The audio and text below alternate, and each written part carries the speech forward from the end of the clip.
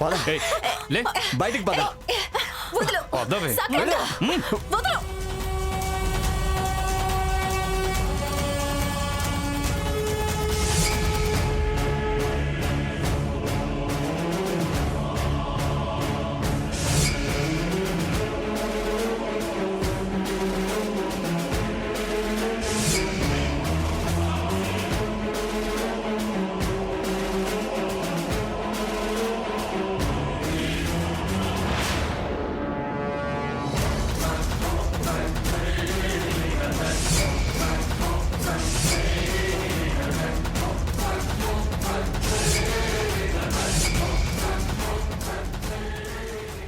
సాకేత్, ఈవేళ నన్ను ఏ చేతులు బయట గెంటాయో ఆ చేతులతోనే నా మెళ్ళో తాళి కట్టించుకుంటాను. ఇది నా ఛాలెంజ్. ఇంకొక నిమిషం ఇక్కడే నిలబడితే తాళి కాదు నీ తాట తీస్తా.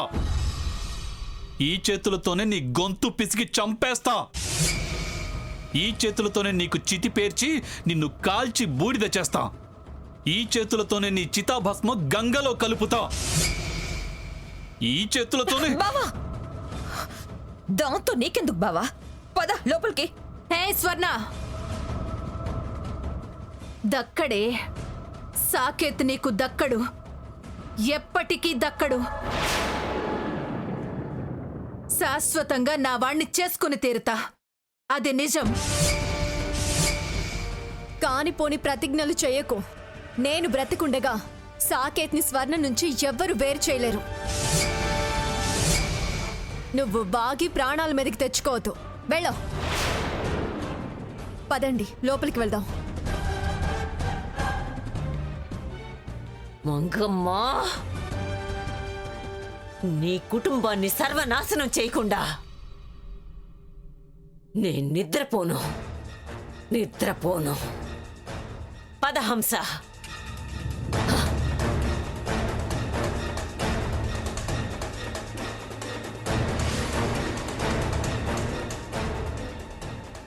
ఈ రోజుతో ఈ ఇంటికి పట్టిన పీడ విరగడైపోయింది. ఇక నుంచి మనకంతా మంచి జరుగుతుంది.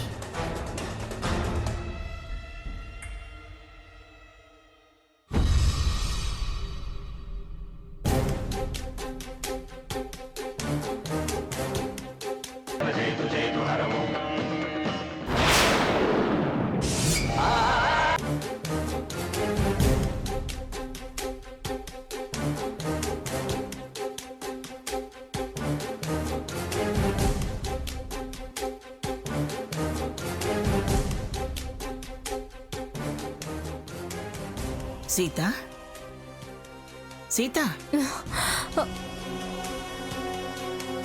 అమ్మమ్మ గారు, ఏంటమ్మమ్మ గారు?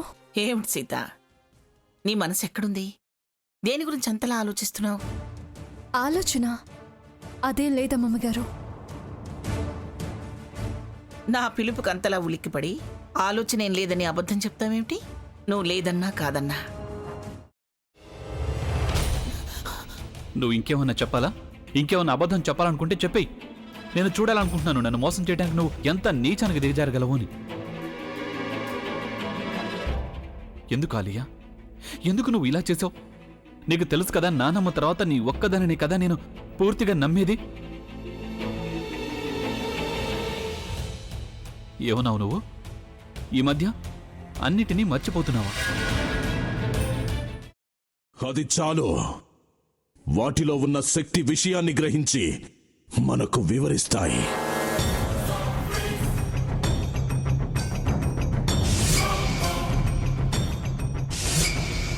ఎవరు ఆ దండ విప్పొద్దు, గది తలుపులు తెరవద్దు.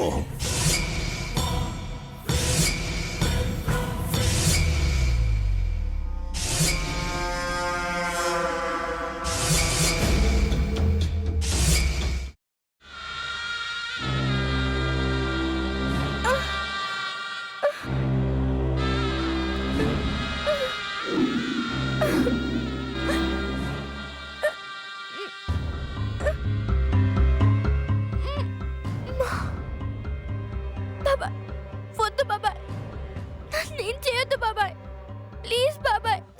నీకు నిజం తెలిసినప్పుడే నా ఆలోచనలో నువ్వు చచ్చిపోయావు. అబ్బా ప్లీజ్ కొంచెం తినండి ప్లీజ్. భీమారావు గారు మీరా? ఇగో మీరా కాదు సక్కుబాయ్. అవును, మీ పనామే లేచిపోయిందని చెప్పి కంప్లైంట్ ఇచ్చినావు కదా. రేయ్ ఆయన కంప్లైంట్ ఇచ్చింది లేచిపోయిందని కాదు, కనిపించడం లేదు అని. అచ్చా, అట్లానా? సరే మేడం. ఇడియట్. ఆ వంట మనిషి పేరేంటన్నారు? రత్తాలు మేడం. ఏం పెద్ద మంచి, నీ వంట మంచిని కూడా మేడం అని పిలుస్తావా? రేయ్ హాఫ్ బ్రెయిన్,